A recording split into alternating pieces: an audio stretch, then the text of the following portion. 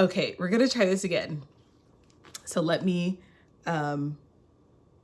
redo this. But Married at First Sight is a hot mess. Is a straight up hot mess. Let's see. I'm live.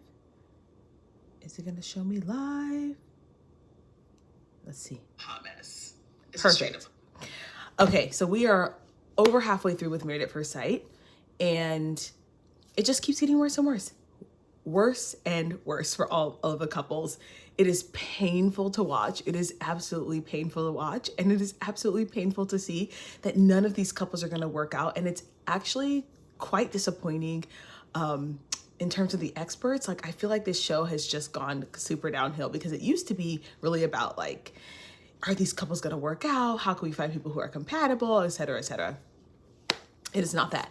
But I'm going to talk about all of the couples, but I want to talk about Emily and Brennan. And I think because we've all been Emily, we've all been in Emily's situation before.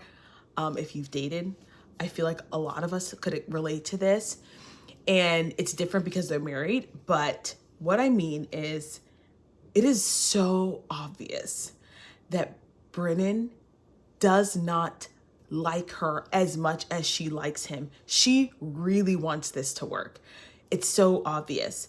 But Brennan is, number one, either completely disinterested or is interested but has something on the side and is kind of waiting to see how this is going to play out, if some feelings come back. And number three, very typical male behavior, is he doesn't want to look bad. And I feel like so many girls are in this situation where they're with a man who's not giving them the time, attention, energy, effort that they deserve, but they stick around because there was something there. And because they're like, it was there, and so I think we can get it back. And so they do exactly what Emily is doing. And they do this in relationships, not even marriage. And they hound this guy, they ask him a ton of questions, they drag him to therapy, they do all these, tasks, and this guy is not that into you. And the irony is, if she would just leave him alone, he would probably be more interested in her. But she's doing this whole thing where she's chasing him, even though she's feeling bad. It's obvious to me that she feels like Brennan doesn't treat her well. But that still doesn't stop her from being like, I know my worth and I know my value, and I'm not going to allow you to treat me this way. So there's that self-esteem piece in there too, that a lot of women go through, where they're like, yes, I'm a boss babe. I've got my, I'm an accountant, I'm a program manager, I'm whatever. But when it comes to men, like, they're unable to walk away. And I don't know if this is because the show is kind of like, hey, you guys, you need to stay together, or if this is because she genuinely thinks that there's something there. But this man does not like her. And a lot of women are in this situation where a man does not treat you as you should be treated. And you're basically groveling, trying to get him to like you and get him to want to come to you. And it almost never works out. It almost, like, statistically, it almost never works out. So Emily they go to Dr. Pepper for another session, and Dr. Pepper asks Brennan, hey, what do you like about Emily? And he gives all these like platonic answers, and Emily comes back and she's like, he's genuine, he's loyal, and all these like really strong character values. And I was like disappointed, number one, that Emily, I wish she would have said, I don't really have anything to say right now, because Dr. Pepper did not do her justice. Dr. Pepper said, oh, it's disappointing. It's disappointing that you said this, Brennan, because Brennan was like, oh, she's fun to be around. She's playful. It definitely wasn't romantic connection. And Emily was giving romantic connection. And Dr. Pepper's like, I liked Emily's answer better than yours. Well, duh. Emily's a little bit more emotionally mature. Emily's highly, highly invested in this marriage. And he is not. It is so obvious that he is not invested in this marriage. And I'll say it again, the best thing Emily could have done is actually just pulled back. But I know that because the other couples are going through their stuff, she probably doesn't want to be the third couple to divorce, but she should have just pulled back and said, I'm just going to take some time for myself because Brennan, it seems like Brennan didn't want to be chased. He's got a big ego. He doesn't want to be chased. It may have changed the chemistry in the relationship. I'll tell you guys right now that if you're chasing a man, the chemistry is off. And so he's not going to be attracted to you because you're chasing him. Men in a innate sense want to chase. They want to win you, right? And at some point, I think Brennan felt that Emily liked him more than he liked her, and that was just a turnoff. That's a turnoff for men a lot of times. Healthier men, they naturally want to like chase someone. So I think there's a couple of different things going on with him. I think number one, he was initially attracted to her. Something happened in Mexico where he was like, ooh, off. And then they got back to Colorado, and she started pushing him to move in and pushing him. And so I think Emily is doing the classic girl thing, the classic woman thing that we've all done, which is I'm just going to like talk my way into convincing you to do something, or I'm going to work my way towards this. But if a man is not interested, there's nothing you can say or do to like change that besides pull your energy back. So that is actually the best thing. If you're like, oh, I don't, he stopped calling, he stopped texting, he stopped checking. Okay, pull your energy back. Why are you investing energy in someone who's not investing in you? And that's what I see with Emily. It's just an overinvestment of her energy. And it's not, and I know Emily seems like the type of girl who's like, I don't want to play games. You're not playing games. You are valuing yourself. You are valuing yourself. If you keep reaching out to someone and they don't reach back out and you decide I'm not going to reach out, that's not you playing a game. That's saying, well, I'm not going to throw my pearl to swine. And that's what Emily's doing right now. She is just groveling for Brennan because I think she desperately wants marriage. I think she desperately wants this relationship to work. And I think the other thing with Emily is that all of her fears about relationships are coming true. Remember, Emily's never been in a relationship. She's never been married, obviously, and she's never like had a serious relationship. And she has expressed before that this is why, like this kind of behavior is what turned her off from trusting. And Brennan is making her worst fears come true. And Emily's one of the classic girls who, I'm just going to date around and avoid the pain of ever feeling like feeling rejection. But you have to almost feel that rejection to know your value. So this is a really good thing for Emily because people are going to be flooding her with messages about how amazing she was and because when they don't have their social media up, but they will after the show. So she's going to be getting flooded with messages about how worthy she is, how valuable she is, how patient she is, how understanding she is. And she will realize these things about her, hopefully, and then choose a man who treats her with respect. I hope this doesn't turn Emily off from marriage or relationships in general, because it's very apparent to me that Brennan is more concerned about his image than he is about this marriage. He said several times in the hot tub in this last episode, oh, I don't want to say anything that makes people look bad. Let's skip these questions.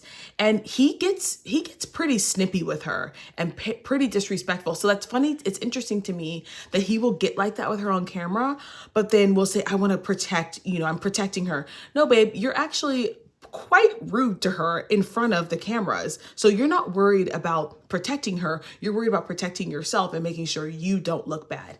Which brings me to another point. A lot of men will stay with women that they do not like because they don't want to hurt their feelings. I know we like in our society, we're like, yeah, strong like bull men, and they're insensitive and they're not. A lot of men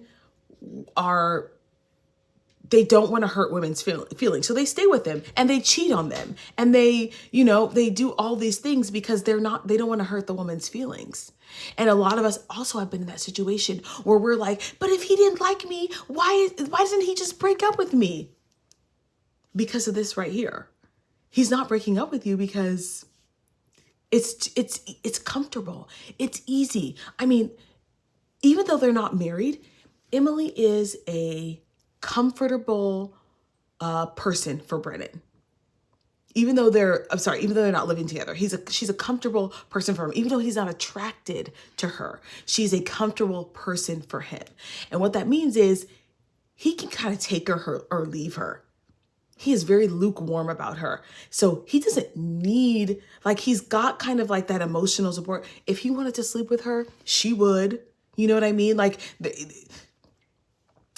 there's nothing to lose there really with him. So a lot of men, you guys take note, a man can fully not like you or not be invested with you and still stay with you. I've been in that situation myself where, they stay with you because it's convenient and it's comfortable, but they're not interested in marrying you. And that's like with Brennan, Emily is like good enough to like keep around, but she's certainly not his dream girl. And that's what we're seeing. And unfortunately, they're married. But if you're not married, as someone who is married and someone who was in this situation, walk away. Walk away, because he won't do it. You will waste years of your life trying to convince him to leave, and he will leave when he's good and ready, or he will never leave and be totally fine to never get married, but have you as a side, like a piece on the side. He would be totally comfortable. And so I could see Brennan doing that until he finds his dream girl with Emily. So I want to keep working on this. No, he doesn't. He's actually not that attracted to her, but he's too afraid. Or he's, doing the typical guy thing where it's like, I just won't leave her. So Brennan and Emily. Let's talk about Austin and Becca, because they're the only other couples actually together. So Becca and Austin get a fish together as part of the next step. Because I think in episodes past, they've either done pets or they've done some sort of like, next step sort of thing for the relationship. To me, it's also very apparent that this relationship is done. I think Austin, even though Austin's such a good sport, he is such a good sport because he's really good at making Becca feel loved and cared for, but he's not interested in moving forward with her in a real way. Like, that's not something that he's going to be able to get over. And, they're having fun. They're talking about their fish. Becca and Austin do a photo shoot, and Austin says, yeah, Becca and I have talked about raising children together. That clip seems a little chopped to me. Like, I don't actually believe that he said that. I think that they chopped his words together because it didn't show his lips moving. And it was like, Becca and I have talked about having children together, and she was so great with kids because they did a photo shoot with one of Austin's friends because Becca's a photographer. And, and I think she'd be great with children. And then they go to dinner with Austin's parents. And I was kind of surprised that Austin's parents didn't bring up religion, because I think they're like Christian also. But I was really surprised they just talked about like, kind of like superficial stuff. And they were like, Becca, you've been a joy to be around and all that stuff. So they like her.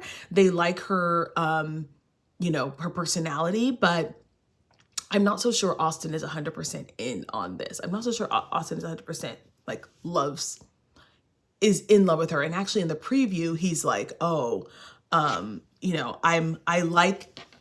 love liking you. Like, he's not saying I love you, which I don't think is a bad thing. I think, it's been 6 weeks, like expecting someone to tell you that they love you in 6 weeks is kind of foolish.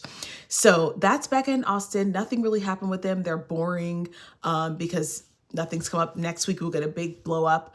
I think religion is going to be the downfall of them. Claire and Cameron. I can't put my finger on it. I'm wondering if Claire was like, I enjoyed being around Cameron, but I didn't like him. I don't want to be with him romantically.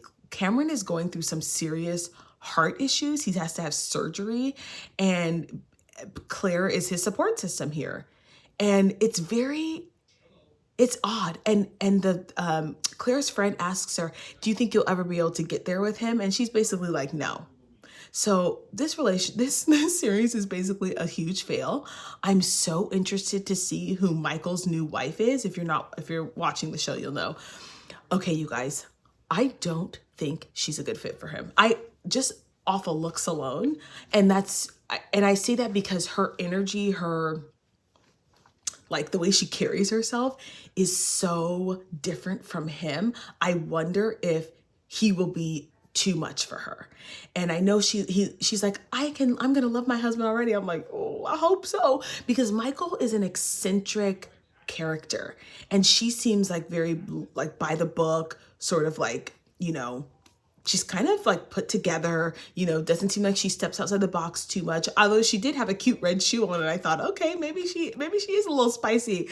But I'm concerned about them as well, because I don't know that his sort of reserved, effeminate personality is going to match with her sort of forward and strong personality. I don't know if those are going to match. She's also much older than him. And you guys, I've talked about this before. I just don't think that when you're in your 30s and 40s, that's a good idea. I think men are barely becoming like comfortable in their own skin. And we know this from psychology, we know this from, you know, anthropology, that men are become really, really comfortable in their skin around 40. So to have a woman who's like, she's 39, and I think he's like 34 or 35, they're just they might be in different psychological stages in life. So it'll be interesting to see how they work out.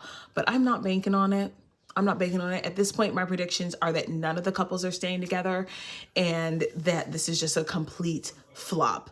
They might be able to convince Michael and this new girl, Chloe, simply off of the fact that they haven't been together for that long, and that they won't be together for that long up until, you know, when decision day is made. Or they might have Becca and Austin stay together, you know, after the show. But I don't think any of these couples are going to last. No way. Absolutely not. And maybe Austin will probably, actually, I take that back. Austin will probably stay with Becca on the show as to not embarrass her, because he's a sweetheart. But they're done. Becca and Austin are done. Just long term. All right, you guys, that is my Married at First Sight thoughts. If you guys are watching the show, let me know. Leave some comments below. What do you guys think about Chloe and Michael? What do you guys think about Austin and Becca? And what do you guys think about Emily and Brennan? Have you been that person who's been like begging some guy to stay with you, and then you realize, oh, he doesn't care if I stay or go? All right, you guys, thanks for watching. Don't forget to like, share, comment, and subscribe, and I'll see you guys in the next one. Bye.